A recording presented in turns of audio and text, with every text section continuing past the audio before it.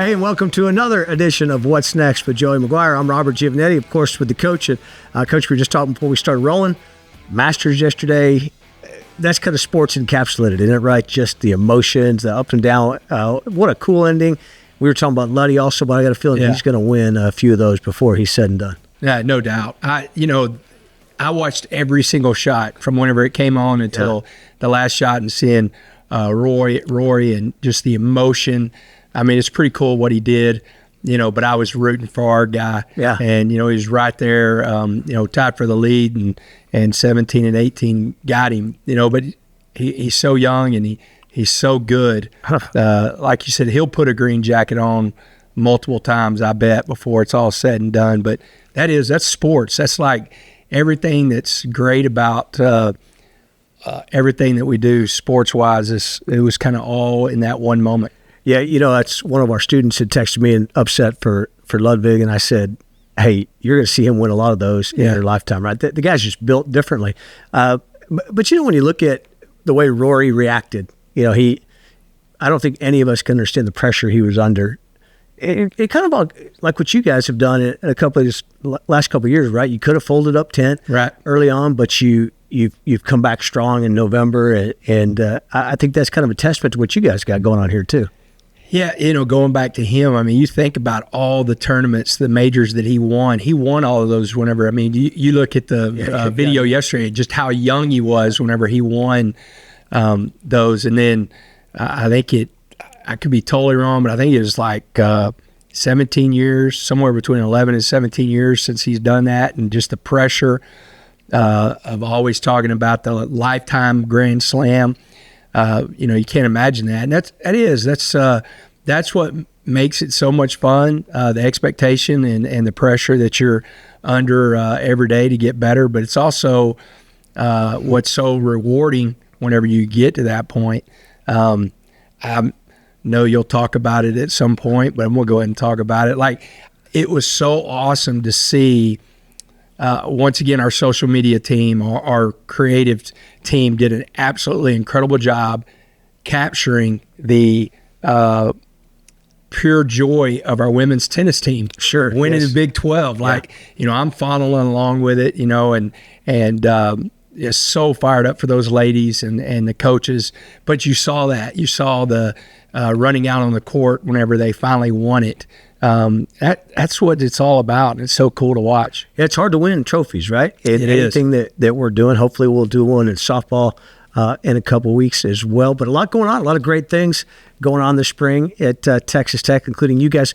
A week ago, snow, cold, windy. You're telling them, hey, this is going to be West Virginia in November. And now, last Saturday, we have 90-something degrees. It can change quickly. Yeah, no doubt. I said it was Oregon State in September. It's like it was a beautiful Saturday to get a scrimmage in, and it was in the 90s. And I mean, what a total difference between the week before we were in freezing weather and snow was coming down to just the sun and great weather on Saturday. So we're in your office, and I was coming down the hallway. All your guys are grinding in their offices. Defense obviously looked really good. They passed the eye test, but they looked pretty good in your scrimmage on Saturday.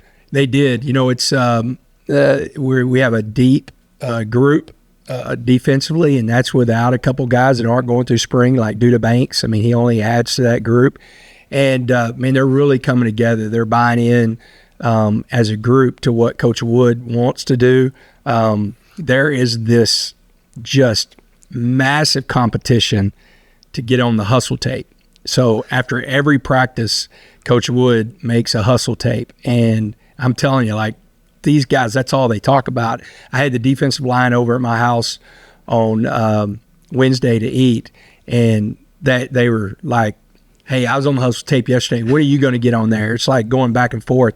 And they did. They had a really good day, tackled well, thought we had pressure, created a lot of pressure. And that was the first time for me to see David Bailey like up close, in pads.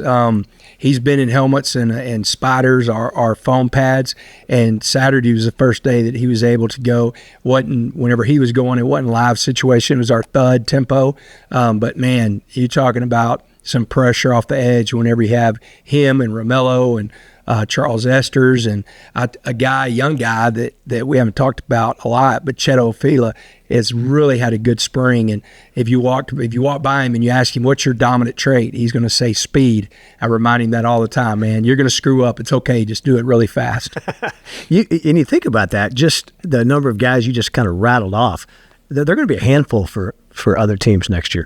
Yeah, that's the key defensively, is being able to get to where you're two, in some places more deep, and you really don't care who's out there. You're just trying to play at the level that we want to play at.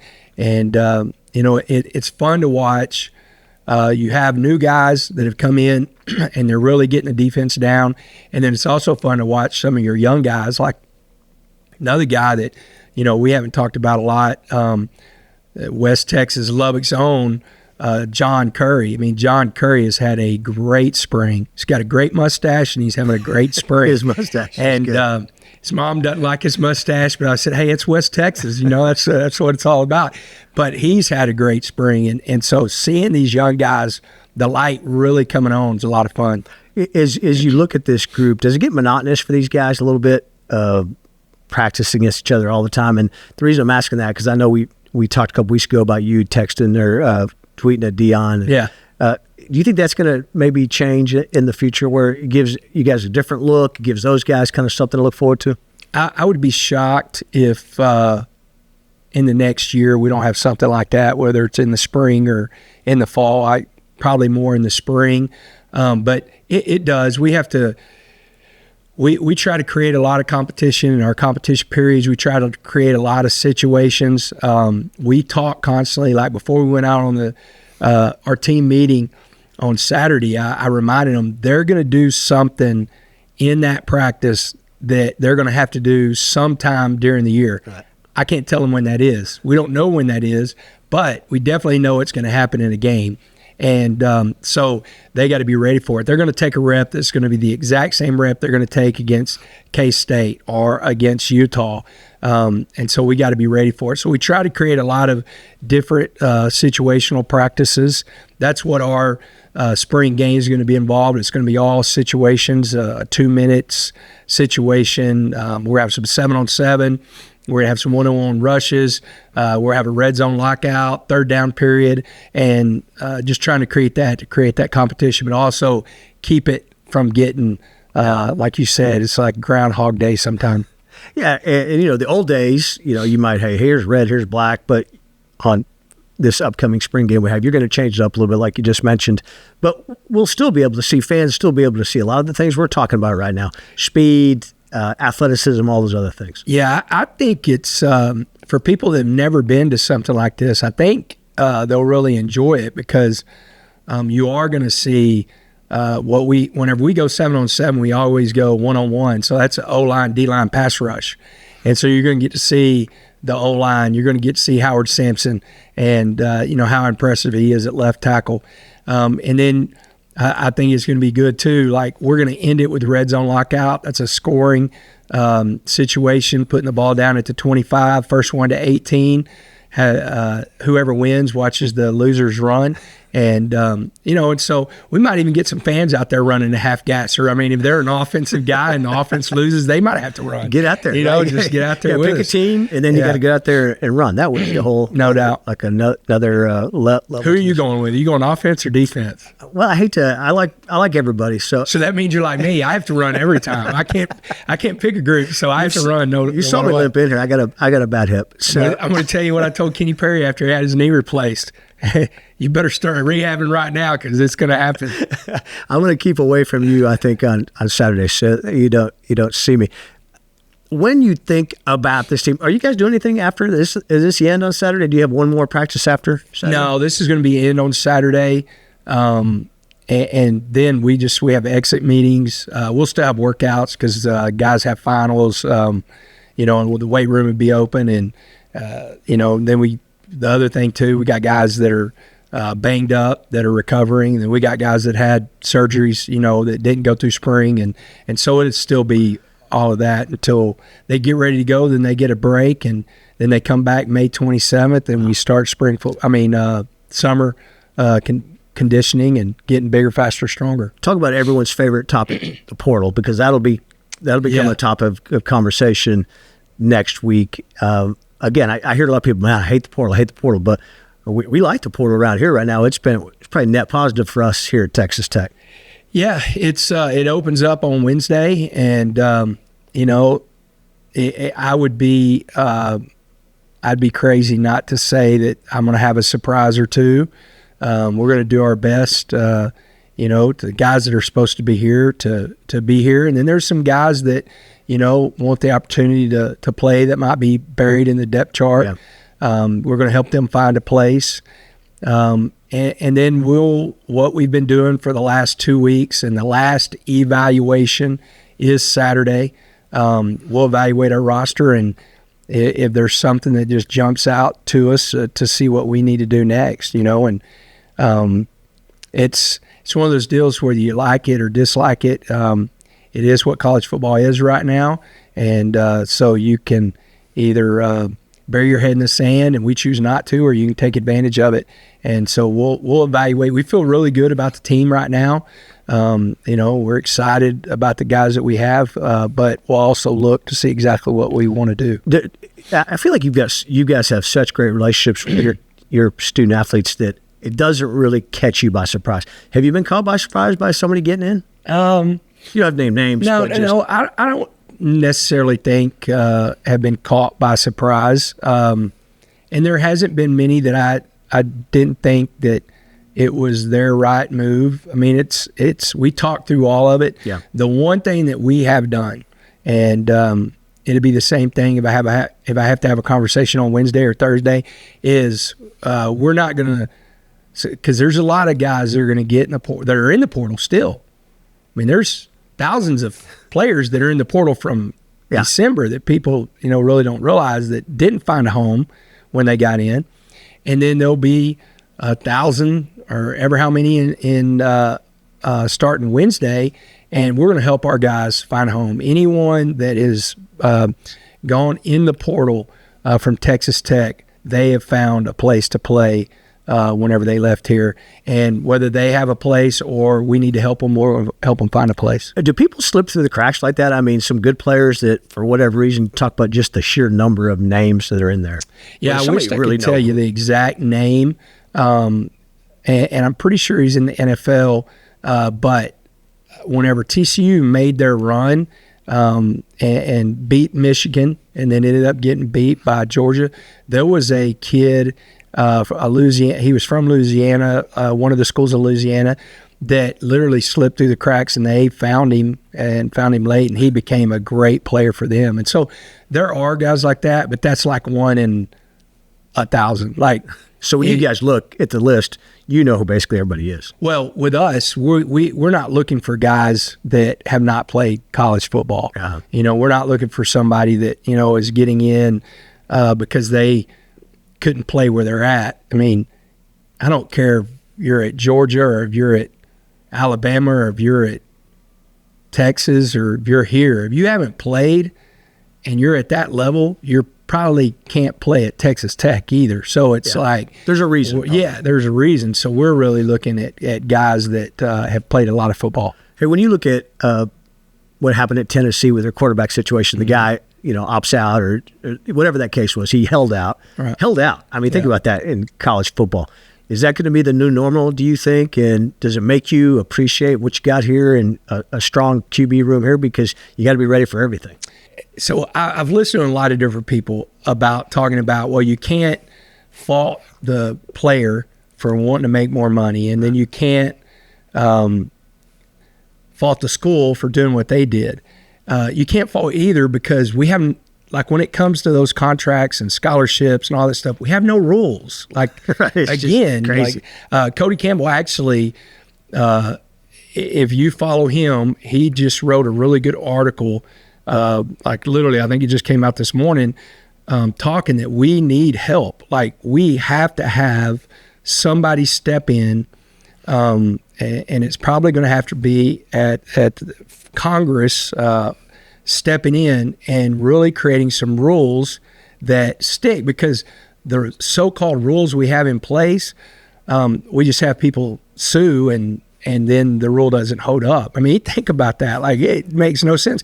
And then people can say, well, you know, I could have done that here at Texas Tech. Well, no, I couldn't. You know, like my contract has to be honored on both sides. There are buyouts in my contract. Like, people, you know, always say, well, coaches can leave. Yes, they can, but there's a buyout. There's penalties. Right now, there's no penalties for anything that goes on. I listened to, I wish I could remember his name. I listened to another podcast the other day, and, you know, we're in this situation because there were so many times that this should have happened 50 years ago. Yeah. And we could have worked through this. And whenever nobody could get anything done, or people believe that athletes shouldn't have made money on their name, image, likeness, which they should have 100%, then we're in the situation we're in. And so, yeah, we're lucky, man. I've got our quarterback room in a great place. I feel great about where we're at. You know, talking about Barron, Barron actually is, he's throwing med balls, and then next week he starts his football progression, but feels great. He's stronger. We talked about he's stronger than he was before. But, man, I feel great about, and Will Hammond's got every rep with the ones this spring. I feel great about him. Mitch was a great eval, and so we're in a good spot. I think, you know, you talk about that, the NCAA probably was so slow to react 40 years ago, 50 years ago. Now you're trying to go 0 to 60 like that, right. and it's crazy. But that one thing that stuck out about me, I mentioned this a couple weeks ago on the show, that you guys really have built a great family atmosphere here. And then you had the letter jackets. That was so last cool. week, and you could see that it means something to these guys still to get that double T. I'm going to tell you, I've again been doing this for 31 years, and I've been a part of some pretty special things. Watching Jaden Cofield get his name called and get his letter jacket was one of the coolest things that I've ever seen. The pure joy on his face whenever he got his letter jacket. And then the next day, I'd sent him a text, and that night whenever I got home and was thinking about the whole event, I said, man, I'm so proud of you. And I got to see him the next day, and I said, man, that was so cool. And he said, Coach, that was one of the highlights of my entire life. That literally is one of the coolest things I've ever been a part of. And so it means a lot. Antonio Huffman, it's his baby. You know, he brings back all these Lettermen.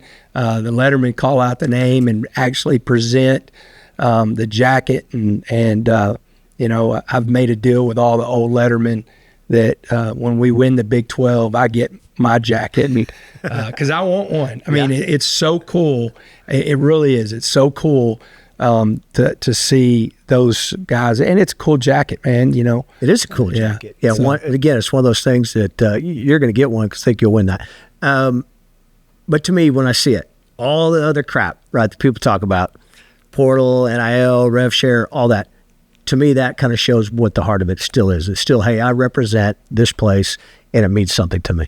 It does, and that's what it is all about. You know, I was messing with Jalen Conyers, and I said, hey, whenever you play on Monday Night Football next year or whenever, and they announce the starting lineup, and you're like, you know, Jalen Conyers tied in. I said, where are you from? He said, Texas Tech. You know, without a doubt, Texas Tech. And that's what we're trying to. Kirby talks about it, whether they're here 5 years, 4 years, or 1 year. We want them to feel that they're Red Raiders. And that was really cool because you have a bunch of new guys that had never seen the letter jacket deal before, and they got to experience, and they were really talking about, man, this is really cool. And they were excited that next year they'll be able to get theirs. Yeah, the next group comes in and it kind of builds on it. So great job by you and Huff. So again, hopefully, I can't wait for you to get your letter jacket. Dang right, me either. I think all Red Raider Nation wants that letter jacket. I think we're all invested now in you getting that. There we go. That letter jacket. All right, hey, a good spring practice, spring game, so to speak, on Saturday. Yep. And we'll come back again next week. That's been What's Next with Joey McGuire. Wreck 'em.